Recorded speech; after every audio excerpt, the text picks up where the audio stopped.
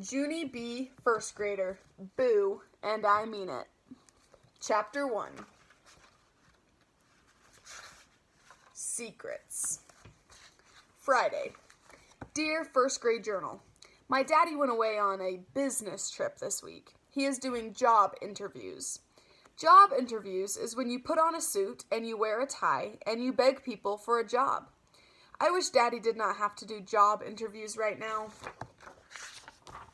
'Cause Halloween is coming tomorrow, and I am afraid of that scary holiday. From Scaredy, Junie B., first grader. P.S. I am not telling anyone that I am scared of Halloween, or else they will tease me, probably. Children are like that. I put down my pencil and thought about Halloween some more. Then, I did a little shiver. On account of last year, a boy named Polly Allen Puffer told me 5 scary secrets about that day. And he said I am not allowed to tell anyone, or else a witch will turn my head into a wart.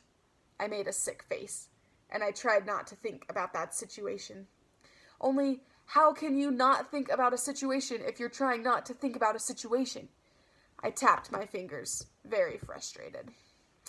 Then, all of a sudden, I saw my journal on my desk, and a good idea came into my head. 'Cause sometimes if you write your problems in a journal, it makes you feel better about things. I heard that on the Home Shopping Network. They were selling journals, I believe. I quick opened the pages, and I started to write. 5 scary secrets that Polly Allen Puffer told me, by Junie B. Jones. Number 1. Real monsters and witches go trick-or-treating on Halloween. Only they don't even wear costumes on account of everybody thinks they're already dressed up. But they're not. They are wearing their real, actual face and clothes. Number 2. Do not carve pointy, sharp teeth in your pumpkin, or else it will roll into your room while you are sleeping and eat your feet. Number 3. Bats like to land on your head and live in your hair. Number 4. Black witch cats can claw you into shreddle. Number 5. Candy corn isn't really corn. I put my pencil down again, and I read over the secrets. That candy corn one is shocking, I tell you. Writing my problems did not make me feel better. I put my head on my desk, and I covered up with my arms. Just then, I heard my teacher's voice. His name is Mr. Scary. That is a good Halloween name, I think, only he actually uses it for the whole entire year. He said to please take out our arithmetic books. I kept on staying covered up, 'cause how can I do arithmetic when there's scary secrets in my brain? All around me, room 1 got out their books. I took my sweatshirt from the back of my chair, and I tucked it next to my ears. Sweatshirts help block out classroom noise. Pretty soon I heard my teacher again. Junie B., are you all right back there? He asked. Only before I could even answer, a tattletale girl named May started blabbing her head off. No, Mr. Scary, Junie B. is not all right, she said. Junie B. is not paying attention, again, as usual. She thought for a second. And Junie Jones has been doing other bad stuff lately, too, she said. Like yesterday, she ate half a sandwich from her lunchbox during silent reading, only I couldn't even tattle on her, because you said if I keep on tattling, I'll get a note sent home, and so thank goodness that you were finally on the ball today. After that, room 1 got very silent, and Mr. Scary didn't say any words. I felt shaky inside. He was probably thinking of a punishment for me, probably. Finally, I raised my head, and I peeked one eye at him. He was sitting at his desk writing a note. Ugh, I did a groan. It was to my mother, I think. I started to hide my eyes again. Only just then Mr. Scary stood up, very calm, and he came to the back of the room, and he gave the note to May. I could not believe my eyeball.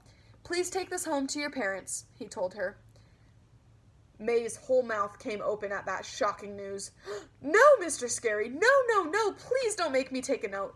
Please, I wasn't tattling. I promise I wasn't. I was just saying that I'm glad you're on the ball today. That's all I was saying. I was saying that I'm glad for you. Mr. Scary smiled. Thank you, May. You're very kind, he said. Then he bent down next to her, and he stuck the note in her backpack. I reached over and tapped on him. "That note was long overdue," I said. Mr. Scary sucked in his cheeks at me. "Please sit up, Junie B," he said. His voice did not sound happy. "Now," he said. I quick sat up. "Okie doke, I'm sitting. See me sitting, Mr. Scary?" I said. "Plus also, I am going to get out my arithmetic book, I think. I found it in my backpack. Yes, sirree. Here it is. I've got my book. And so I'm all set to do arithmetic now," I said. Mr. Scary kept on standing there. I looked up at him.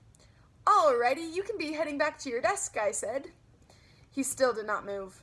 I waved my fingers. "Keep in touch," I said. Mr. Scary bent down next to me, and he talked, real serious, in my ear. "You need to pay attention in class, Junie B," he said. "I shouldn't have to tell you that." I did a sigh. Then I leaned over, and I whispered to him, real private. "Yeah, only I've got something in my head that's bothering me today," I explained, "on account of Scary Halloween is coming tomorrow, and I don't actually like it that much." Just then, May's ears perked up. "That girl has X-ray hearing, I tell you." "Hey, everybody! Junie Jones is scared of Halloween," she shouted. "I just heard her say it. Junie Jones is a scaredy cat baby about Halloween." All of room 1 turned around and looked at me. "Really?" said my bestest friend named Herbert. "You're scared of Halloween, Junie B? I didn't know that." "I didn't know that either," said my other friend named Shirley. "How come you're scared of Halloween?" Just then, a boy named Sheldon jumped up at his desk, and he talked real loud. "Well, I'm not scared of Halloween, that's for sure," he said. He stood there a second. Then he did a little frown. "Except for last year, Daniel Del Monte dressed up like Mr. Potato Head, and he jumped out at me from a bush, and so I had to drop my bag and run." Room 1 laughed and laughed. Sheldon frowned bigger. "It wasn't funny," he said. "I had to start my candy from scratch." May rolled her eyes. "Who cares, Sheldon?" she said.